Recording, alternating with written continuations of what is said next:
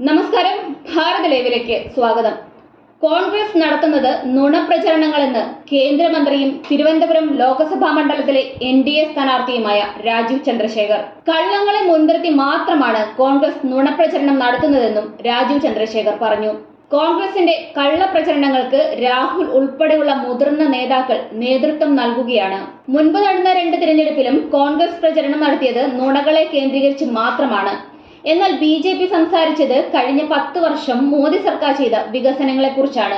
സംവരണം റദ്ദാക്കിയെന്ന് പറയുന്ന കേന്ദ്ര ആഭ്യന്തരമന്ത്രി അമിത് ഷായുടെ വ്യാജ വീഡിയോയ്ക്കെതിരെ തിരഞ്ഞെടുപ്പ് കമ്മീഷന് പരാതി നൽകിയ ശേഷം മാധ്യമപ്രവർത്തകരോട് സംസാരിക്കുകയായിരുന്നു കേന്ദ്രമന്ത്രി രാജീവ് ചന്ദ്രശേഖർ.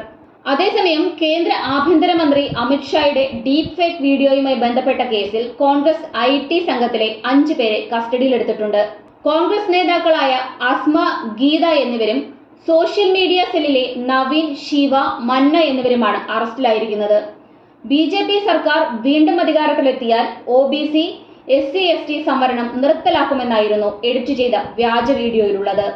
ഇത് സമൂഹ മാധ്യമങ്ങളിലൊക്കെ വൈറലാവുകയും ചെയ്തിരുന്നു. ഒരു പ്രത്യേക മതവിഭാഗത്തിന് വേണ്ടിയുള്ള സംവരണം റദ്ദാക്കി ഏകീകൃത സിവിൽ കോഡ് നടപ്പിലാക്കുമെന്ന അമിത് ഷായുടെ പ്രസ്താവന എഡിറ്റ് ചെയ്താണ് നിലവിൽ പ്രചരിക്കുന്ന വീഡിയോകൾ ഉണ്ടാക്കിയത്.